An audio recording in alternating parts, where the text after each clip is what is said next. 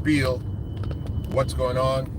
It's a Monday morning, and holler out to all the Cyclopses that are in the building, to everyone who loves this channel, the subscribers, the supporters. Appreciate you very much. Don't forget, GAWA, G-A-W-A, for the first 12. We've had about 4 already. GAWA, a donation of any kind, will get you free coffee from Spice of Life from Al the Spice Man. Listen, the church needs more Farrakhans than Martin Luther Kings today. I know that's going to hurt some of you. It's going to hit some of you in your belly. The church needs more Farrakhans than Martin Luther Kings. You know, one of the reasons that the Hebrew Israelite movement in America, and the one that's domesticated to America, I'm not speaking about Dimona at this moment, but one of the chief reasons that that movement is so powerful amongst men is because of the militaristic attitude that they bring to the table. Men resound and with that type of overt masculine protectionism, high integral, high accountability type of ministry. That's how we are, that's how we function, that's how we flex. How are you, Yvonne? Good to see you this morning. You weren't hearing me earlier? Okay, so I'm glad you can hear me now. We are functioning on a basis where we have adopted 2 things. We have adopted a maternal Christian faith, and a maternal black society for the most part. The current, I would say, black culture is being led by women. I think women are, and this is no disrespect to women, they're showing the initiative that a lot of men are. I don't really listen to her a lot, but I think she goes by Mishi X, and she said this, and I actually resounded. She goes, listen, women are not stopping men from leading. We're not standing in your way. We're not getting up and stopping you from going out there and being a man. That's not what we're not doing that. And I thought that was a very insightful aspect of what she was saying. She was speaking about a lot of things, but the part that I did tune into was that.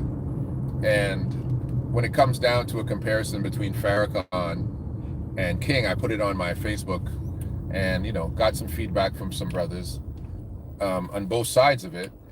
And again, no disrespect to King, no disrespect to his legacy and what he brought to the table at his time.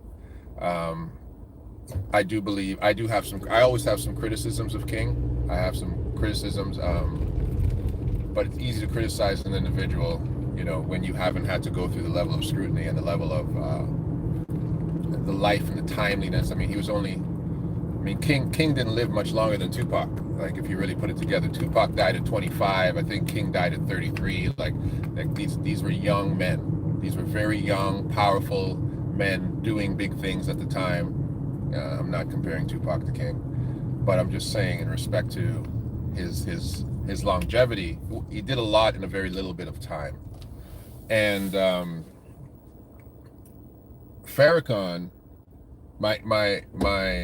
as much as I have ideological differences with him,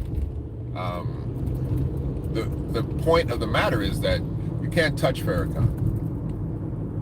And in fact, if you need help, if you're fearful for your life, you can actually run to Farrakhan. Snoop Dogg did that. I think he was afraid of Suge Knight when he left Death Row, and he had to run to Farrakhan. Farrakhan put some men on him, so don't worry about it. We got you. Snoop Dogg. So there's some things that Farrakhan brings to the table that King simply just never brought to the table. And I think when it comes to this current day church attitude, like I said this before, but who is your leader?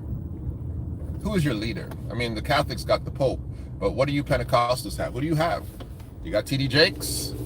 Oh my gosh, please don't have Jamal Bryant. Who do you have? Are you leaning towards my brother there in Philadelphia? Stay in that Bible. Are you?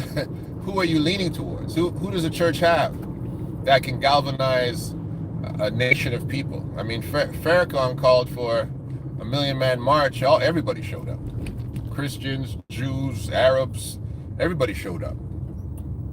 So today, who are we actually looking to in respect to a spiritual type leadership from a Judeo-Christian perspective? The Jewish folks might have some leadership. They got a nation, they got all that stuff, right? America has a leadership, they got a president. Again, I spoke about the Pope. You can even speak to even at many of these Eastern Orthodox reformations, Oriental Orthodox, Coptics, the Ethiopians, they got a leader. But who do you Pentecostal, evangelical, Christian, and especially in the black community, who's leading you? Al Sharpton? Come on. We don't have that. We don't have, and I said it like this: I'd rather my people fight for me than march for me. Right? And we know what that means. Right?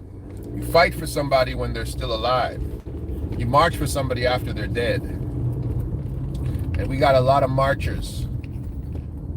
You black folk are some marching Negroes, boy. Y'all will march. Y'all will burn down stuff after I'm dead.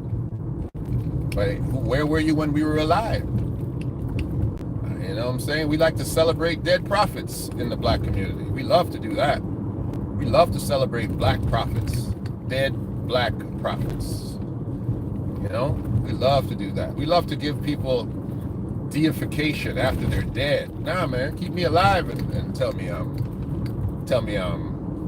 you know, the best thing next to sliced bread and color television. Like, do that for me. Don't wait for them to take me out before you stand up. You know,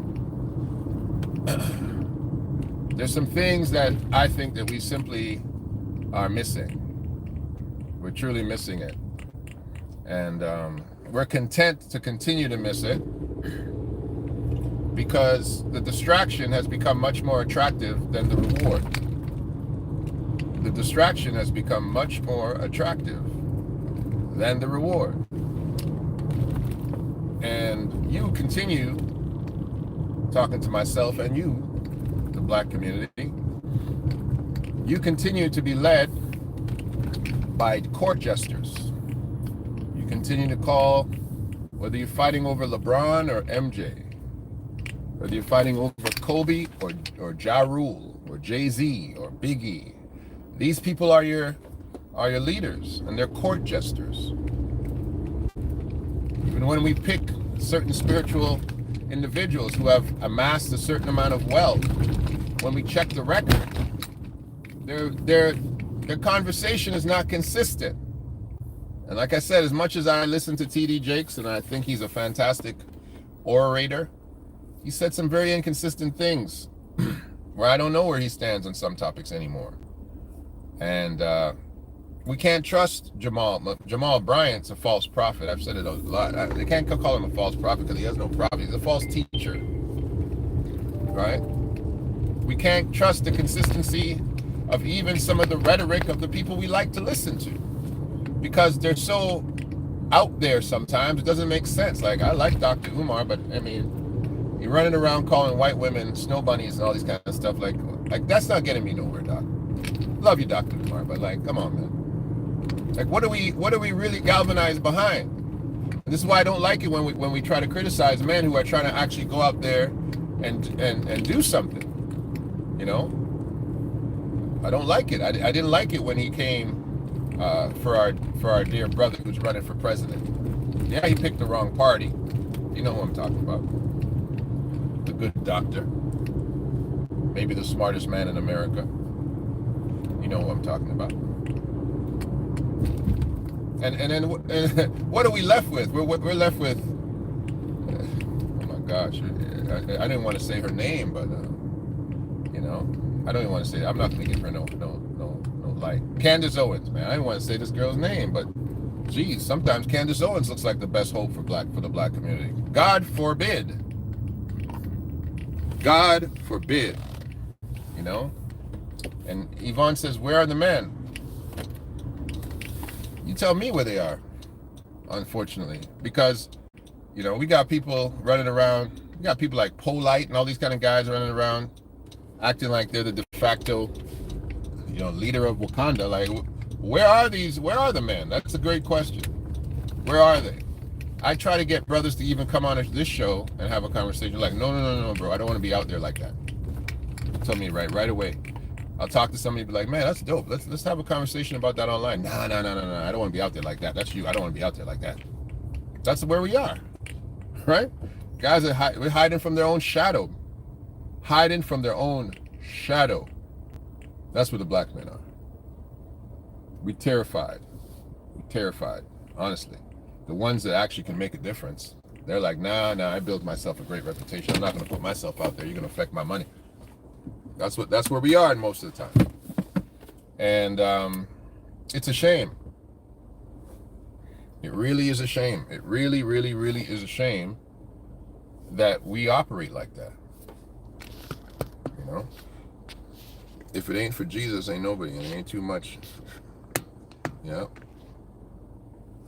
Ain't too much funerals, she said. Let's see who else said hello here. Okay. I do not like the fact that the black church, this is who I'm talking to, the modern day black church. You know what you all would have told Harriet Tubman? You know what you would have told Harriet Tubman?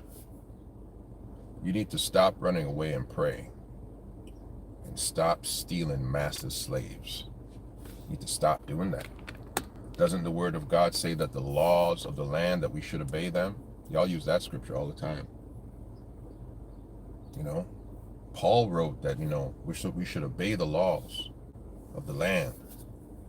You Negroes would have told Harriet Tubman, listen, stop this.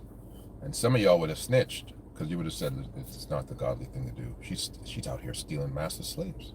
This is not right. That's what the current modern day Christianity looks like. All right? Deadly afraid to have conflict. You're only tough after somebody's dead, but you don't want to be tough. You don't be that tough. You don't want to be that tough. You're telling them, oh, we shouldn't have weapons. We should not have guns. We shouldn't have. You don't want to defend yourself. You don't even want to have the capacity to defend yourself. Because when I start talking like this, those ceremonial ministers raised by women, mentored by women, and adopting a very feminine, not feminist, but very feminine worldview, Christian worldview, because it's very soft. It's very hide on the inside and pray in the closet. Your prayer closets are full, but the streets are empty. They adopt this whole thing. Brereton's too military. Oh, he's too militant. No, stuff he's saying is dangerous. Yeah. Because you guys think you're gonna live forever. That's what it is. You're gonna live forever. You're gonna live to a ripe old age of 152 and never have to lift your finger for anything. And everyone is passing you. Every single community is passing you. They're passing you because they're ready to risk it all. You kidding me? America invaded Vietnam. They invaded Vietnam and lost. You guys know that? America went out there. America went down to one of the Caribbean islands. Y'all would just say, hey, we don't want no trouble. We don't want no trouble. They invaded Vietnam. Little people, little tiny people who said, oh no, you can come over here if you want, but we're going to give you a fight. Where's that attitude? Because you've been sold a different bag of goods. You know that. Man, that's about the greatest upset in the history of warfare. Them Vietnamese sent y'all packing. Them Viet Cong sent you back home. But we're afraid to stand up in America. And you guys went fighting with them. A lot of brothers came up here, the Windsor and whatnot. Muhammad Ali said, Viet Cong never called me a name. He wouldn't fight for you. But many of the brothers sat there and said, what's wrong with him? What's wrong with Cassius? Why won't Cassius fight for his country? Because his country never fought for him. That's why. Why would you fight for somebody who doesn't fight for you? And that's what the church has done. You go into the black churches right now. There's more doggone American flags in the black church than there are icons of the saints. You got a flag in every country. Every country. I thought the church was not the world. The world is in the church. You got a flag. You got a flag all over the church. Every country. Every country. I'm proud of America. The church is not America. How can the church be American? How can the church be patriotic if Jesus said that I leave them in the world, but they are not of the world? But you're a patriot. Come on, man. Stop the nonsense. What are you fighting for? I'm fighting for my country. You don't even fight for your faith. You will send your kids off to war for a white supremacist colonizer. You will send your children off to war. You will take pictures with you proud that he or she has gone into the Army, the Navy, the Air Force, the Marines. But you won't go to war for your own neighborhood. You won't go to war for your own neighborhood, but you'll send them off to war. Talk about Israel. Oh, those, Israel, everybody's got to go become a soldier in Israel. That's so amazing. Yeah, because they're not just defending the nation. They're defending their faith. They're defending their ethnicity. They're defending their right to live, their right to survive, their right to prosper. You're not defending that when you go to fight for America in Afghanistan. You're not defending any of that. Because how many times did American soldiers come back home to the same oppression, come back home to the same type of racialization, come back home to be lynched, come back home to be called boy, come back home to not get a pension, come back home to not get an equal seat at the table, an equal share of the pie. It's been happening to you for years and years and years and years. And when you see the nation of Islam, or when you see these Hebrew Israelites operate in a militaristic form, you sit back like fans. You're like, oh, wow, that's amazing. You're not going to be part of that. You're afraid of that. Most of you are afraid of that. And it's so funny. It's so crazy. Most of you are afraid of that.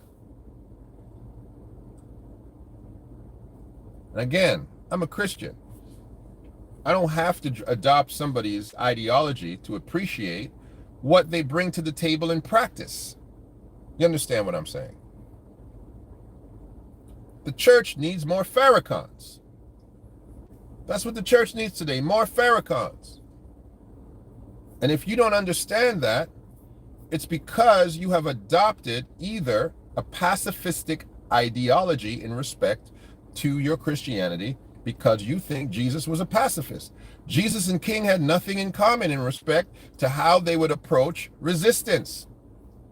The Bible tells you to resist the devil and he will flee from you. Resistance is necessary. Resistance is not futile. Resistance is necessary. But we don't do that. We flee from the devil when he resists. Scripture told you that the kingdom of God suffereth violence, and the violent take it by force. Listen. The only reason Jesus didn't bust in to Herod's jail and get rid of John the Baptist is because John the Baptist was the last Old Testament prophet who needed to die in order for Jesus' ministry to fully flourish and begin. John was confused. John said, the Lord showed me some things, showed me that the Lamb, the Spirit of God would rest on somebody, and it's him, it's this Jesus. But when he gets locked up, John is sitting there thinking, well, where's the Messiah? Is the Messiah coming to get me out of here? Should we expect someone else? Aren't you the one? And Jesus was like, you don't realize, John. You don't realize. You are the last of the old, because the least in the kingdom is greater than him. He's trying to tell him there's a kingdom coming after you. And we are now stepping into that mentality. There's a kingdom coming now, and we're not appropriating this concept of kingdom. There's no more requirement for any man nor woman to die on a cross. There's no more martyrs required. The church doesn't require any more martyrs. The black community doesn't require any more martyrs. The black community doesn't need any more pacifists. We don't need any more Gandhis. We don't need any more kings, because those people get trampled on. They get killed. They get high schools named after them, streets named after them, because they're dead. We don't need any more schools named after black people. We need institutions full of black people. We need streets full of black homes, as opposed to streets just being named Martin Luther King Boulevard.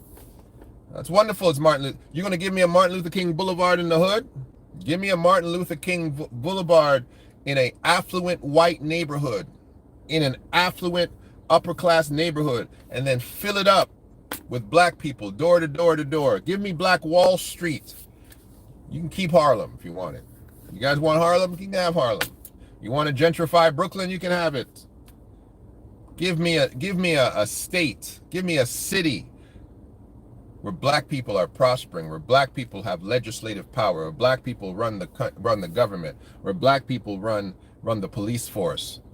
The school districts are controlled by black principals, male black principals. I'm sorry, ladies, but you need more male black principals in your urban sectors, in your suburban schools. You need more men leading your schools, and it's not your fault that you're qualified. It's not your fault that you're out there applying for those jobs and no men are there, but I'm just letting you know there's an absenteeism of black male representation in principals, in elementary schools, in high schools. There's an absenteeism of black male lecturers in universities in the areas of history and politics. There's an absenteeism of black male entrepreneurs. There's an absenteeism of black male lead men in corporate Canada, corporate America. International politics is an absenteeism of black men in the political structures that form the world. I don't see us sitting in the UN. I don't see us leading these countries, these G8 countries. There's an absenteeism, and it's about time things start to shift, things start to change. You know, it's about time. It's about time the African Union stands up and says, we have gold. Let's establish ourselves. Let's make ourselves a powerhouse. The BRIC countries have the capacity to do that. These African nations can say, we're going to talk to China. We're going to talk to Russia. China is going to be the leading market in the world just now. It's going to pass America. It's going to pass everybody. So you better do some business with the Chinese. You're worried about the Jews, but you better do some business with the Chinese, because the Jews are doing business with the Chinese. They can make things faster. They can produce things quicker. They can make everything. They can make food out of doggone plastic. Give them a chance. So what are we saying here? You're speaking the absolute truth. Well, thank you, Vernell Carter. But a lot of people tell me I'm speaking nonsense. But I'll take it. I don't mind. I don't mind, because my nonsense is what I'm gonna live by. I'm just gonna live by that. Some of us are okay. You know what a pacifist is? A pacifist is a man who gets. I'm talking to the men. Is a man who is comfortable with just enough. That's what a pacifist is. A guy says, I don't want no trouble. Slap you in the face. Hey, I don't want no trouble. I don't want no trouble. But doesn't your Bible say that you're supposed to turn the other cheeks? Fine, I got two cheeks. Third time you lift your hand, I'm breaking it off. No problem. The pacifist says, I'm happy with just enough. I'm satisfied with just enough. I'm not going to push the envelope. I'm not going to speak out of place. I'm going to stay under the radar. I'm going to stay behind the scenes. I'm going to keep my head down. You've heard people say that. Keep my head down. I'm not going to get out. I'm not going to be out there like that. It's a pacifist. And then so we have some of them. We have a lot of them. Then we have court jesters. We got people who want to be seen. They want to be heard. But for what? Because they have a mentality that they want to be great. They want to be famous. God said to Abraham, I will make your name great. We will make our own name great. You're like the people building the Tower of Babel. And that's why it gets confounded. It gets confounded because you're trying to make you great. All you got to do is go out there and say, you know what? I will never be satisfied with mediocrity. And I'll never sit in one place and let mediocrity be me. I will seek purpose at all times. And if I ever feel like I'm below purpose, I'll first talk to God and then start looking around for opportunity. I will never look at my brother as my enemy, even if he looks at me as my enemy. I will never look at my woman as my enemy. even if she looks at me as her enemy. I will never look at my children as my enemy, even if they look at me as their enemy, because I am ultimately a leader. And I will lead them into better thinking about me. I will lead them into a better lifestyle. But I'll tell you right now, I'm not going to leave them a grave to come and to cry at a tombstone and say, Daddy was such a good man. No, sir. Nope. We ain't doing that no more, baby. We ain't doing that no more. I walked by a little Indian boy yesterday. He's with white kids. And I was walking with my two daughters and a friend of mine. And the woman was walking, she was walking about 10 meters in front of me. I'm holding my one daughter's hand and my other daughter's right next to me. Little tiny little Indian boy, probably Sri Lankan or something. She's eating an ice cream cone. And he says, can I have a bite of your ice cream? Because he doesn't see that we're a group. And he's with a bunch of other little white boys. And I just look at him as he walks by. And I was like, this little fool doesn't even know how close he came to getting his little neck just cranked off of his head. But I got my two daughters with me and stuff. I'm like, he didn't say that to my children, and no harm done, I guess. No harm done, right? And I thought of that as I walked up. I said, I think I should have checked that little fool and let him know that's not how you talk to people, right? You know what I was being there? I was being a pacifist. So I said, nah, I got my two daughters here. No harm done. Let me just walk on. But I should have checked him. And this is our life. I'm just giving it as an example. I want to be transparent. We allow stuff that's disrespectful, whether intentional or not, because we're like, I don't really need the trouble out here. I don't need the problems, right? I'm like 4 times as big as this little boy. I was like, it wasn't even worth my while, right? But at the same time, there's a principle. There's a principle here, right? And the young lady is not my wife or anything, so I was like, okay. She wasn't insulted. She handled it herself, fine, because she's a strong black woman. She handled it herself. But at the point, I looked back and I said, I should have said something. My daughters laughed about it, right? But I said to myself, this is how we are, unfortunately. This is like a thing about us. I remember years before. I was married at this time. I was a young bull. And at the time, my current wife, she went to the bank machine and I stayed in the car. She had to draw some money out. I think we had to pay a bill or something. And so she went to the bank machine, came back, sat down in the car. She goes, there's this man there that was like, just stupid. I was like, what do you mean? What happened? Nah, he was just like, just being inappropriate. I was like, where? Right? This is me, this is 27-year-old version of me, right? So I get out the car and I go, this guy right here? And I snatched him up. And I said, you apologize to this woman right now. Oh, I'm sorry. I didn't mean anything by it. I said, don't you ever lift up your mouth to another black woman when you see them on the street. You understand me? Right? Sent him back to where he came from. Now, some people say, oh, you assaulted that man. You shouldn't have done that. That was the young version of me. The older version of me said, these young little dummies on the street. That's what I'm talking about. See, you got an illustration that I'm showing my own issue with this particular thing. When we walk down the middle of the street as black men, if we're in the area code of women, of children, nobody should talk to our families. They should be afraid. This is the difference between Farrakhan and King. This is the difference between Farrakhan and King.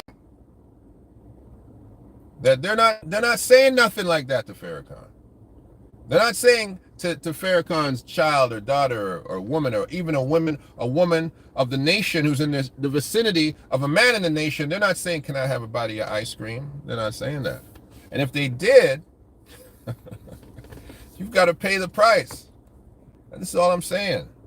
Why have we adopted this pacifistic and this pacifistic worldview, this way that we're working out our salvation with true fear and trembling, but not of God, of our surroundings, of our environment?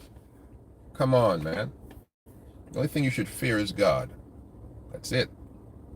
We don't got any more. We don't got any more Davids that look at giants and say, this guy's going down today. Why y'all afraid of him? He's going down. I'm gonna pick up 6 rocks and deal with him. Five rocks actually, and deal with him. He's going down today. We don't prophesy to our giants anymore. You come at me with sword and spear, but I come at you with the word of the Lord. Today, I will take your head, and the birds of the air will eat your carcass. We don't talk like that no more. Why? Answer me. Why? When you can answer that question, you're gonna get up. You're gonna put on your shoes different. You're gonna put on your clothes different. You're gonna walk out into the world different. And it's not about walking out angry. That's not what I'm telling you to do. I'm not telling you to walk out angry. Walk out uncompromising. Take the word compromise out of your mouth. Don't use it. It's not a word. It's not a good word.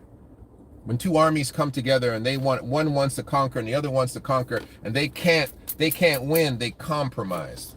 That means both lose. Don't do that. We've been losing for too long. It's about time.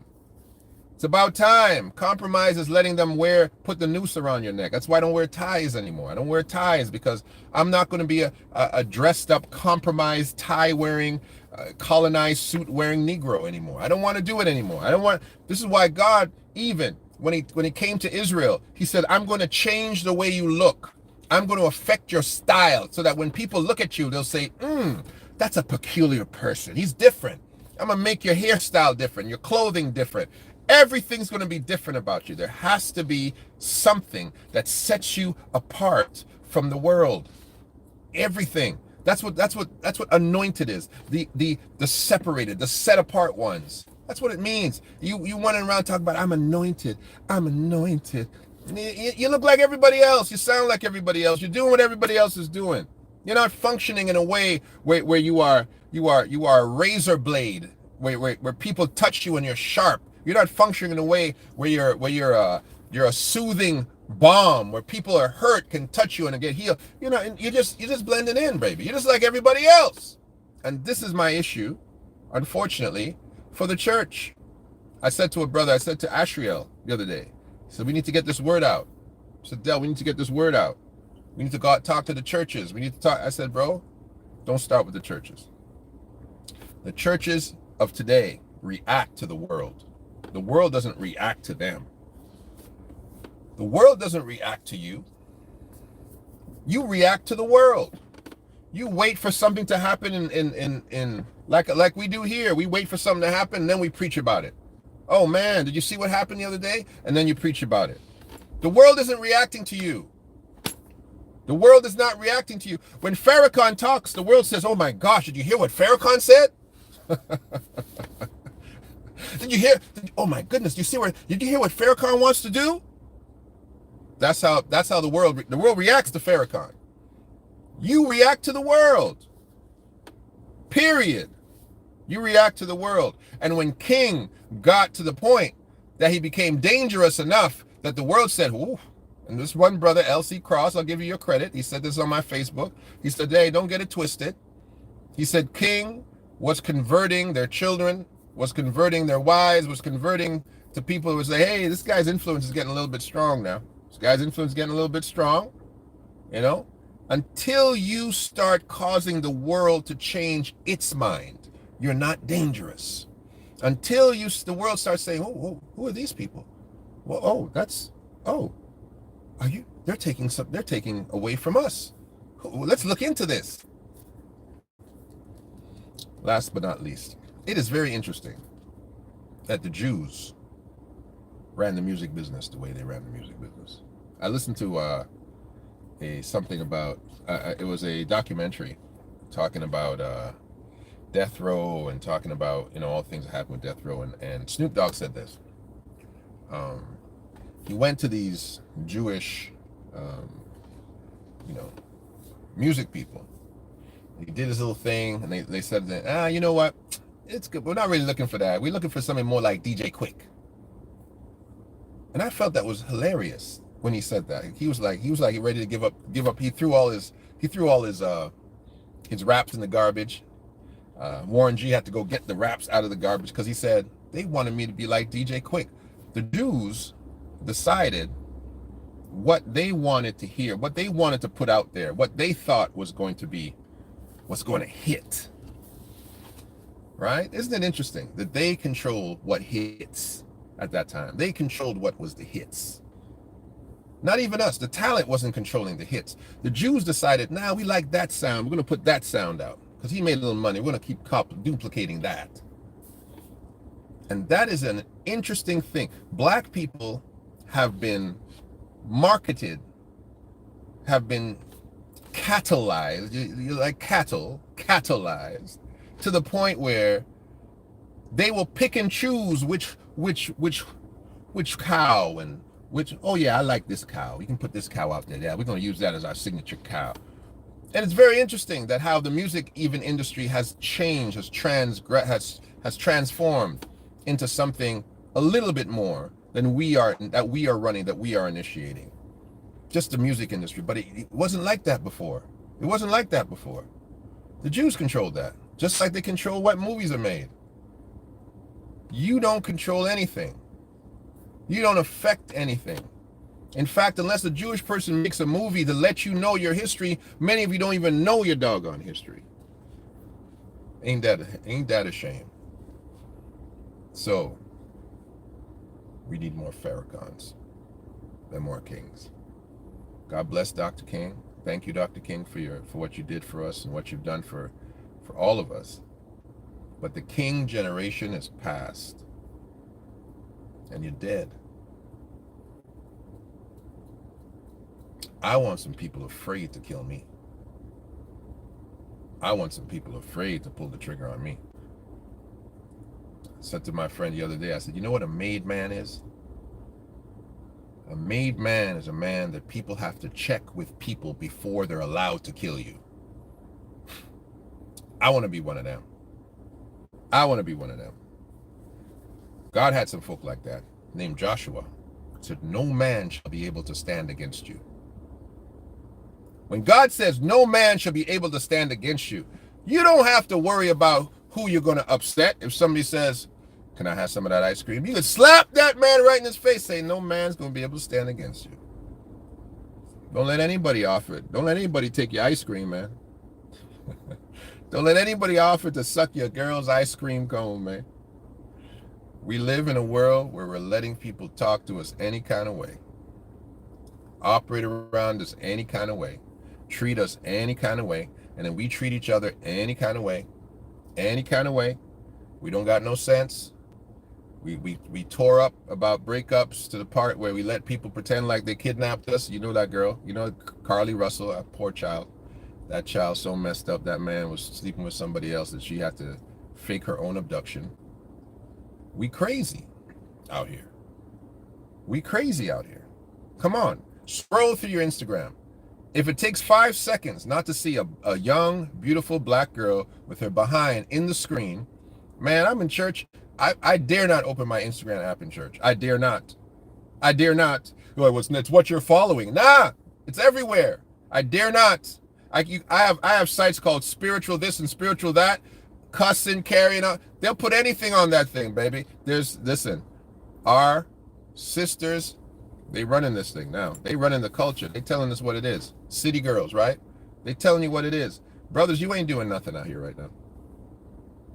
Ain't no more Farrakhan. Ain't no more. We don't have enough Farrakhans. We don't have enough Farrakhans. If we had some Farrakhans, we had some more Farrakhans, people would talk to us different, treat us different. The world be different. The black community be different. The church would be different. We would be different. That's all I got for you. Hope you guys have an amazing day. When Jesus said of the church, the gates of hell shall not prevail against you, it meant we take an offensive position, not defensive. That's right. The gates of hell shall not prevail against you, which means when you challenge hell, hell will lose. But we don't challenge hell. We just want hell to stay in its place. Well, if they stay over there, we ain't going to do nothing. No, man. Some things need an offensive. And the first offensive that needs to happen is the whole, I would say, repatriation of the black community. We need to treat women different, act different, treat ourselves different. We need to treat God different. We need to be different. And we need to look at this world in a way that we have to transform how we think about it. You got to transform what you ask for. Because you're coming to the table just asking for a seat.